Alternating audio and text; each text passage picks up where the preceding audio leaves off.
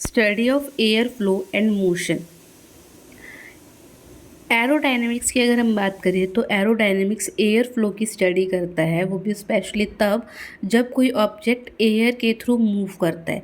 For example जो हमारे airplanes हो गए, कार्स हो गए, रॉकेट हो गए, यानी कि जो इवन आपके जो स्पोर्ट्स इक्विपमेंट्स भी हो गए, इन सब की डिज़ाइनिंग में एरोडायनेमिक्स का यूज़ किया जाता है।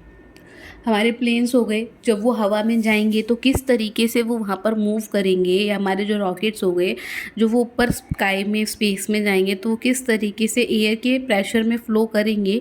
इन सब चीज़ों को ही क्या कहा जाता है, एयर एरोडायनेमिक्स के अंदर स्टडी किया जाता है। फॉर एग्ज़ाम्पल जो फार्मूला 1 की रेस कार होती है उसकी एरोडायनेमिक डिज़ाइंस की वजह से वो 300+ किलोमीटर पर आवर की स्पीड को छू पाते हैं, इतने ज़्यादा स्पीड से चल पाते हैं।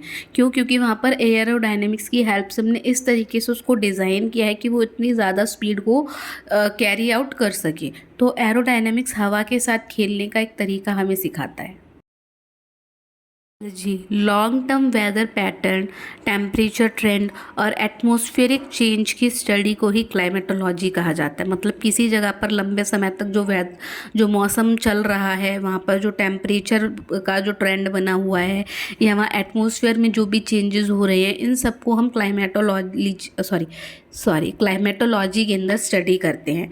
ये ब्रांच जो होती है साइंस की, वो climate change, global warming, monsoon prediction जैसे चीज़ों में क्रूशल रोल प्ले करती है। फॉर एग्जांपल इंडिया के अंदर जो मॉनसून फोरकास्ट होता है वो क्लाइमेटोलॉजी रिसर्च पर ही बेस्ड होता है। तो क्लाइमेटोलॉजी बताता है कि क्लाइमेट का क्या सिग्नल है, क्या क्या हो सकता है, क्या बरसात हो सकती है, क्या गर्मी ऐसी बनी रहेगी, सर्दियाँ कब आएंगी, किस तरीके के पैटर्न रहेंगे, ये सारी की सारी चीज़ें कौन बताता है? क्लाइमेटोलॉजी।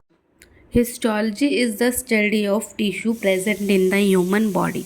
हम सभी को पता है कि हमारी बॉडी सेल से बनी है, और हमें ये भी पता है कि सेल मिलकर टिश्यू बनाते हैं, टिश्यू मिलकर ऑर्गन बनाते हैं, ऑर्गन मिलकर ऑर्गन सिस्टम बनाते हैं, जिसकी वजह से हमारी पूरी की पूरी ह्यूमन बॉडी जो है वो चल रही है। तो यहाँ पर जो वो टिश्यू थे, उन टिश्यू की स्टडी को ही क्या कहा जाता है? हिस्टोलॉजी कहता है। सेल के जो क्लस्टर्स होते हैं, उनसे जो ऑर्गन्स बनते हैं, उनका जो डायग्नोस करना, उस पर रिसर्च करना, उसमें मेडिसिन में क्या क्या यूज़ होता है, ये सारी चीज़ें किस में स्टडी की जाती है? हिस्टोलॉजी में स्टडी की जाती है। डॉक्टर्स जो होते हैं वो हमारे टिश्यू सैंपल्स को लेके जाते हैं, उनको माइक्रोस्कोप में देखते हैं, और उसके बाद ही वो हमें बताते हैं कि इस पर्टिकुलर पेशेंट को ये वाली डिजीज़ है, लाइक कैंसर है, या फिर कोई इन्फेक्शन है, या फिर कोई ऐसी माइनर प्रॉब्लम है। ये सारी की सारी चीज़ें किस में बताई जाती हैं? ये सारी की सारी हिस्टोलॉजी में बताई जाती है। फॉर एग्जांपल कैंसर ट्रीटमेंट करने के लिए कैंसर पेशेंट का पहले बायोप्सी करवाया जाता है। इस बायोप्सी में क्या किया जाता है? इस बायोप्सी में जो सेल के या जो टिश्यू का हिस्सा होता है उसको हिस्टोलॉजी के थ्रू स्टडी किया जाता है, और उसके बाद पता लगाया जाता है कि कैंसर है या नहीं, अगर है तो कौन सा है, क्या हम इसके लिए ट्रीटमेंट में क्या क्या कर सकते हैं। तो ओवरऑल अगर देखा जाए तो हिस्टोलॉजी क्या है? हिस्टोलॉजी हमारे हर एक सेल की कहानी को बताता है। स्टडी ऑफ फंगस या स्टडी ऑफ फंगी। माइकोलॉजी के अंदर मशरूम, मॉल्ट्स, ईस्ट जैसे ऑर्गेनिजम्स का स्टडी किया जाता है। फंगी डीकम्पोजर्स होते हैं, ये डेड मैटर को ब्रेक डाउन करके नेचर का रिसाइकल सिस्टम चलाते हैं। ठीक है, जितने भी मरे हुए आपके डेड बॉडीज़ होते हैं, चाहे वो प्लांट के हों चाहे वो एनिमल्स के हों, उनको ब्रेक डाउन करके, उनको डिग्रेड करके, उनकी जो एनर्जी थी या उनका जो ऑर्गेनिक मैटर था उसको अर्थ तक पहुंचाने का काम कौन करते हैं? आपके फंगी करते हैं। इनके अलावा जो एंटीबायोटिक्स होते हैं, जैसे कि पेनिसिलिन हो गया या फर्मेंटेशन इंडस्ट्री होगी, वहाँ पर भी फंगीज जो होते हैं वो अपना बड़ा यूज़फुल रोल प्ले करते हैं। बट ये सब हमें कैसे पता चला? ये सब हमें पता चला माइकोलॉजी की हेल्प से, जिसमें हमने इन फंगस के बारे में स्टडी किया और हमें पता चला कि इनका क्या क्या काम है, इनको हम कहाँ कहाँ यूज़ कर सकते हैं, इनको यूज़ करने के क्या क्या फ़ायदे होते हैं। ये सारी की सारी चीज़ें हमें पता चली किससे? जब हमने इनके बारे में स्टडी किया तब। और हमने इसके बारे में स्टडी किस में किया? हमने इसके बारे में स्टडी किया माइकोलॉजी के अंदर। Ever heard of a term called limnology? Well, here it is. Limnology fresh water bodies जैसे कि लेक्स, पॉन्ड्स और रिवर्स के साइंटिफिक स्टडी को कहते हैं। इस स्टडी के अंदर या इस ब्रांच के अंदर जो आपके लेक्स, पॉन्ड्स और रिवर्स में हैं उनके इकोलॉजी, केमिस्ट्री, बायोलॉजी और फिजिक्स को कवर किया जाता है। लिम्नोलॉजिस्ट पानी की क्वालिटी, एक्वेटिक लाइफ और पॉल्यूशन के इम्पैक्ट को स्टडी करते हैं और उनको लोगों को समझाते हैं। फॉर एग्जांपल गंगा और यमुना जैसी नदियों की सफाई और रिस्टोरेशन का जो काम होता है वो सिर्फ और सिर्फ लिम्नोलॉजी रिसर्च से ही पॉसिबल होता है। एक पॉल्यूटेड से पॉल्यूटेड रिवर को साफ़ सुथरा बनाने के लिए हम लिम्नोलॉजी का इस्तेमाल करते हैं। लिम्नोलॉजी बताता है कि फ्रेश वाटर सिर्फ जीने के लिए नहीं है, समझने के लिए भी ज़रूरी है।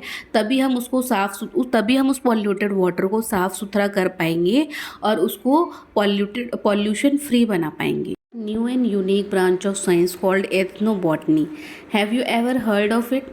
एथनोबॉटनी, क्या आपने कभी इसके बारे में सुना है? वेल, एथनोबॉटनी प्लांट के ट्रेडिशनल यूज़ और कल्चर के कनेक्शन का स्टडी है। ये जानता है कि एंशिएंट कम्युनिटीज़ किस तरीके से हर्ब्स, रूट्स और प्लांट्स का यूज़ करते थे मेडिसिन और रिचुअल्स में। मॉडर्न मेडिसिन के अंदर भी एथनोबॉटनी का बहुत बड़ा योगदान है। फॉर एग्जांपल जो नीम, हल्दी और तुलसी, इन सब का जो साइंटिफिक वैलिडेशन हुआ है ये एथनोबॉटनिकल रिसर्च से ही हुआ है। आप सभी ने सुना होगा ना, जुकाम हो रहा है तुलसी वाली चाय पी लो, अदरक वाली चाय पी लो, चोट लग रही है, ठंड लग रही है, हल्दी वाला दूध पी लो, जुकाम हो रहा है बेसन वाला ये कर लो। ये जो XYZ हमने जो पढ़े हैं कि खांसी बहुत ज़्यादा हो रही है तो शहद में लौंग कूट के खा लो, या फिर जुकाम बहुत ज़्यादा है, गला बंद है, नाक बंद है, तुलसी वाली चाय पियो, ठीक है, या फिर पेट में दर्द हो रहा है, इलायची खा लो। ऐसे बहुत सारे घरेलू नुस्खे जो हैं, जो हमने पेड़ पौधों के यूज़ से बहुत सारे जो हमने जो बेसिक घरेलू उपचार बनाए हुए हैं कि अच्छा पिंपल्स प्रॉब्लम है नीम का इस्तेमाल कर लो, अच्छा ये वाली प्रॉब्लम है चंदन का इस्तेमाल कर लो। तो ये क्या है, यही हमारा एथनोबॉटनी के बारे में है। यही एक्चुअली हमारी एथनोबॉटनी साइंस की ब्रांच है जिसके अंदर हम प्लांट्स का यूज़ कर रहे हैं मॉडर्न मेडिसिन के तौर पर।